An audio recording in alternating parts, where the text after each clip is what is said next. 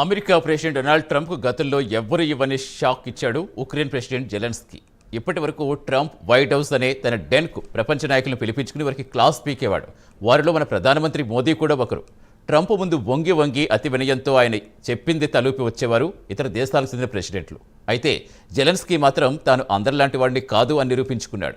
ఇటీవల కాలంలో అమెరికన్లే జెలెన్స్కీని courageous man అంటే అత్యంత ధైర్యస్తుడు అని ప్రశంసించారు. అదే కరేజ్ వైట్ హౌస్లో చూపించాడు. ఐ డోంట్ కేర్ అంటూ సింహంలా బయటకు వచ్చి కారెక్కి వెళ్ళిపోయాడు. ప్రస్తుతం జెలెన్స్కీ ప్రపంచంలో అత్యంత శక్తివంతమైన నాయకులు ఒకవైపు పుతిన్, మరోవైపు ట్రంప్ను ఎదుర్కోవాల్సిన పరిస్థితి ఏర్పడింది. ప్రత్యేక కథనంలో వైట్ హౌస్ డ్రామా ఏంటో చూద్దాం.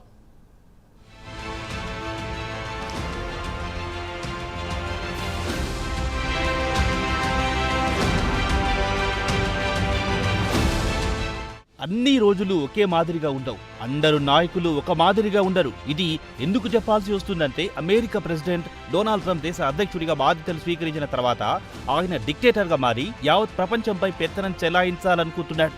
అందుకే ప్రపంచ నాయకులను వైట్ హౌస్ కు పిలిపించుకుని వారికి వార్నింగ్ ఇవ్వడం, మీ దేశం నుంచి దిగుమతి చేసుకునే వస్తువులపై భారీగా సుంకం బాదుతారని బెదిరించి వారిని దారికి తెచ్చుకునేవాడు. అయితే అమెరికా సంపన్న దేశం కాబట్టి ప్రతి దేశం తమ వస్తువులను అమెరికాకు విక్రయించుకుని డబ్బు సంపాదించుకోవాలనుకుంటున్నాయి. ఇప్పుడు ట్రంప్ ఇతర దేశాల నుంచి వచ్చే వస్తువులపై భారీ ఎత్తున సుంకం బాదుతారంటున్నాడు. దీంతో భయపడి వారంతా ట్రంప్తో కాళ్ల బేరానికి దిగొస్తున్నారు. అదే ట్రిక్కు జెలెన్స్కీపై ప్రయోగించాలనుకున్నాడు ట్రంప్. అది కాస్త రివర్స్ అయ్యింది.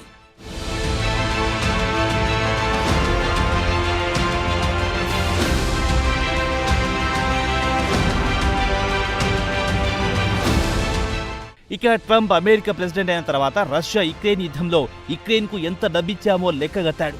$350 బిలియన్ ఇచ్చాం, వాటిని తిరిగివ్వండి, లేదంటే మీ దేశంలోని అత్యంత విలువైన ఖనిజాలు తనకు రాసి ఇవ్వాల్సిందిగా హుకుం జారీ చేశారు. దీనికి ప్రారంభంలో జెలెన్స్కీ ససేమిరా అన్నాడు. తన దేశాన్ని అమెరికాకు విక్రయించనని తెగేసి చెప్పాడు. అటు తర్వాత ట్రంప్ జెలెన్స్కీపై శాపనార్థాలు పెట్టడం మొదలెట్టాడు. డిక్టేటర్ అని, ఎన్నికలు నిర్వహించకుండా దేశంలో మార్షల్లా ప్రకటించి నిరంకుశంగా పాలిస్తున్నాడన్నాడు. పుతిన్తో గెలవని యుద్ధానికి $350 బిలియన్ ఖర్చు పెట్టించావు. యుద్ధం పేరుతో వచ్చే డబ్బును నొక్కేస్తున్నావు. నువ్వు ఒక పొట్టి కమేడియన్ వంతు జెలెన్స్కీని మాటలతో వేధించడం మొదలెట్టాడు. దీంతో విసిగిపోయిన జెలెన్స్కీ ఎటకేలకు యుక్రెయిన్లోని ఖనిజాలను ట్రంప్కు రాసివ్వడానికి అంగీకరించారు. అయితే దానికంటే ముందు జెలెన్స్కీ సలహాదారుడు అమెరికాతో సంబంధాలు చెడగొట్టుకోరాదని సూచించడంతో దీనిపై తర్జన భర్జన తర్వాత ఎట్టకేలకు శుక్రవారం నాడు వైట్ హౌస్ లో ముహూర్తం కుదుర్చుకుని సంతకాలు చేయాలని నిర్ణయించుకున్నారు ఇటు యుక్రెయిన్, అటు ట్రంప్ అడ్మినిస్ట్రేషన్.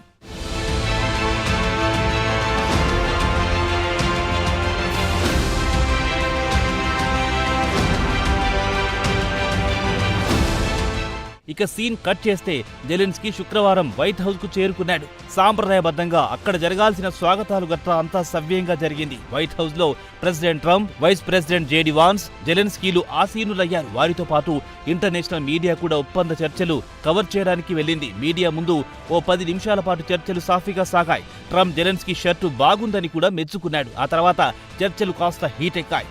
జెలెన్స్కీ, ట్రంప్, జేడీల మధ్య మాటల యుద్ధం మొదలయ్యింది.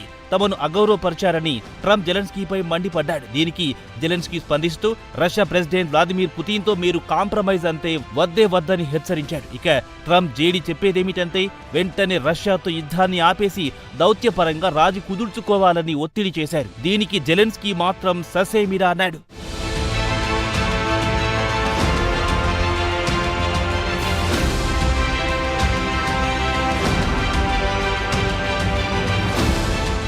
అయితే వైస్ ప్రెసిడెంట్ జేడీ ట్రంప్ మాత్రం జెలెన్స్కీపై తీవ్ర స్థాయిలో ఒత్తిడి తెచ్చాడు. యుక్రెయిన్కు అమెరికా మద్దతు ఉపసంహరించుకుంటాం, మీరు పుతిన్తో చర్చల ద్వారా ఓ ఒప్పందానికొచ్చి మీ దేశాన్ని మరింత విధ్వంసం కాకుండా కాపాడుకోవాలని ఉచిత సలహా ఇచ్చాడు. దీంతో జెలెన్స్కీ ముఖంలో పట్టరాని కోపం కనిపించింది. జేడీకి కౌంటర్ ఇవ్వడం ప్రారంభించారు.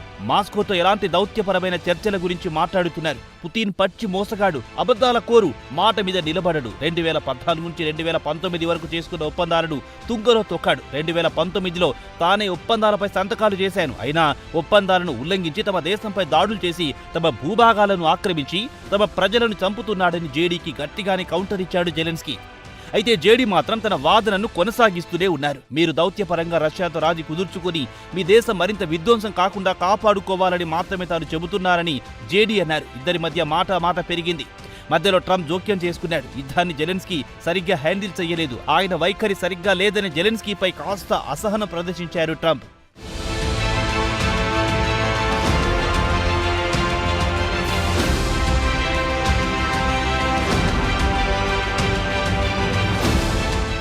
ఇక సీన్ జేడీ నుంచి ట్రంప్ కు మారింది. మీ పొజిషన్ బాలేదు, నీ దగ్గర ఉన్న కార్డ్స్ అన్ని ఆడేశావు, ఇక నువ్వు చేయాల్సిందల్లా మా దగ్గర నుంచి కార్డ్ తీసుకొని ఆట మొదలెట్టాలని పేకాట పరిభాషలో చెప్పాడు. దీనికి జెలెన్స్కీ కాస్త ఘాటుగానే సమాధానమిచ్చాడు. తాను కార్డులు ఆడడం లేదు, తాను సీరియస్ గా ఉన్నాను మిస్టర్ ప్రెసిడెంట్ అంటూ జెలెన్స్కీ కాస్త సీరియస్ గానే జవాబిచ్చాడు. దీంతో ట్రంప్ లో కాస్త అసహనం పెరిగిపోయింది. దీంతో జెలెన్స్కీపై కాస్త ఆగ్రహంతో గ్లోబల్ స్టెబిలిటీతో నువ్వు గ్యాంబ్లింగ్ ఆడుతున్నావు, నువ్వు కోట్లాది ప్రజల జీవితాలను జూదమాడుతున్నావు, వరల్డ్ వార్ 3తో గ్యాంబ్లింగ్ ఆడుతున్నావంటూ ట్రంప్ గుక్క తిప్పుకోకుండా జెలెన్స్కీని క్లాస్ పీకాడు. వాస్తవానికి వైట్ హౌస్ చర్చల ప్రధాన ఉద్దేశం యుక్రెయిన్ కు భద్రత ఇవ్వడంతో పాటు ఆర్థికపరమైన సంబంధాల గురించి చర్చించాలనుకున్నారు. అయితే అనుకోకుండా వైట్ హౌస్ లో సీన్ పూర్తిగా మారిపోయింది.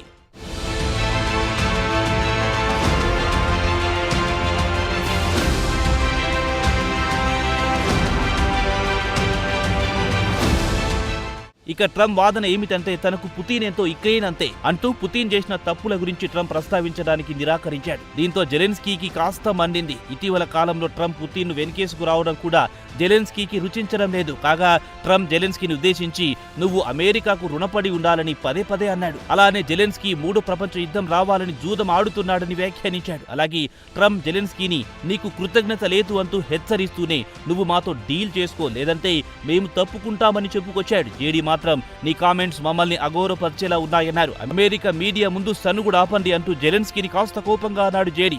యుక్రెయిన్ కు ఎంతో చేశాం, ఒక్కసారి థ్యాంక్స్ చెప్పావా అంటూ జెలెన్స్కీని నిలదీశారు. ముగ్గురు నాయకుల మధ్య మాటల యుద్ధం జరుగుతున్న సమయంలో ట్రంప్ జోక్యం చేసుకుని నీకు కృతజ్ఞత లేదు, ఈ ఎపిసోడ్ అంతా గ్రే టెలివిజన్ షోగా మారిపోతుందని చెప్పి ఇక మీటింగ్ సమావేశం ముగిసిందని చెప్పి వెళ్లిపోయారు.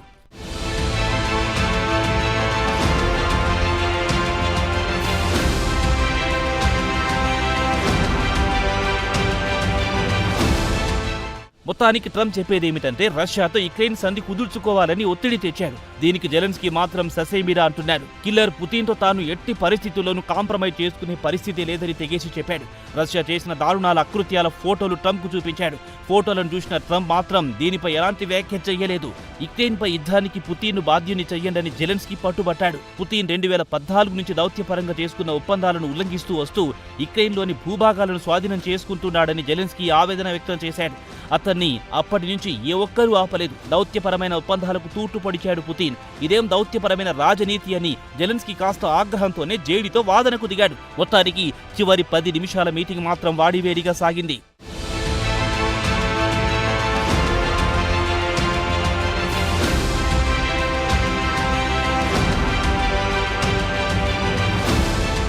పనిలో పనిగా జెలెన్స్కీ ట్రంప్ కు గట్టిగానే చురుకలందించారు. ప్రస్తుతం అమెరికా సేఫ్ జోన్ లో ఉంది, ఎవ్వరూ తేలికగా దూరలేరనుకుంటున్నారేమో, భవిష్యత్తులో మీకు ప్రమాదం పొంచి ఉంటుందని హెచ్చరించాడు. ఇది కాస్త ట్రంప్ కు ఆగ్రహం తెప్పించింది.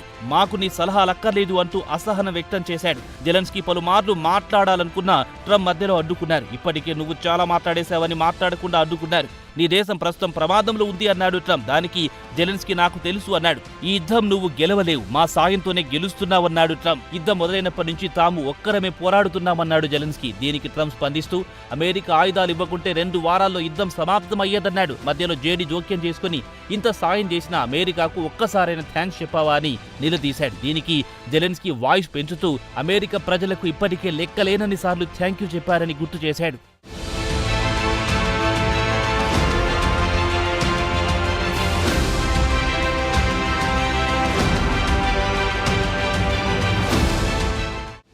మొత్తానికి చూస్తే ట్రంప్ కు మాత్రం జెలెన్స్కీ అంతే ముందు నుంచే సదాభిప్రాయం లేకుండా పోయింది. కాల్పుల ఒప్పందానికి అంగీకరిస్తావా లేదా అని సూటిగా ప్రశ్నించాడు. కాల్పుల ఒప్పందానికి తాను ఒప్పుకుంటాను, కానీ యుక్రెయిన్ భద్రతకు గ్యారంటీ ఎవ్వరిస్తారని నిలదీశారు జెలెన్స్కీ. దీనికి ట్రంప్ స్పందిస్తూ బైడెన్ ప్రభుత్వం ఇచ్చిన మిలిటరీ ఆయుధాల కంటే తమ ప్రభుత్వం మెరుగైన ఆయుధాలిచ్చిందని టాపిక్ డైవర్ట్ చేశాడు. ఇప్పటికే చర్చల రూపంలో చాలా దూరం వచ్చాం, ఇక మీటింగ్ చాలు, ఇది గ్రేట్ టెలివిజన్ షో అవుతుందని లేచి వెళ్లిపోయాడు. యుద్ధానికి కాలు దువ్వుతున్నాడని జెలెన్స్కీపై కామెంట్ చేశాడు.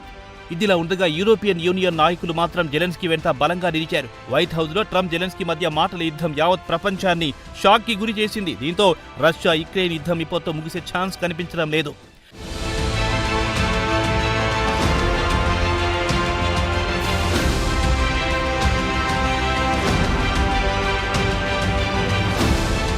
ఇరువురు నాయకుల మాటల యుద్ధం తర్వాత యూరోపియన్ యూనియన్ నాయకులు మాత్రం జెలెన్స్కీకి అండగా నిలిచారు. జెలెన్స్కీని ప్రశంసలతో ముంచెత్తారు. బలమైన నాయకుడు, ఎదురులేని నాయకుడు, అత్యంత ధైర్యవంతుడని సోషల్ మీడియాలో ప్రశంసల వర్షం కురిపిస్తున్నారు.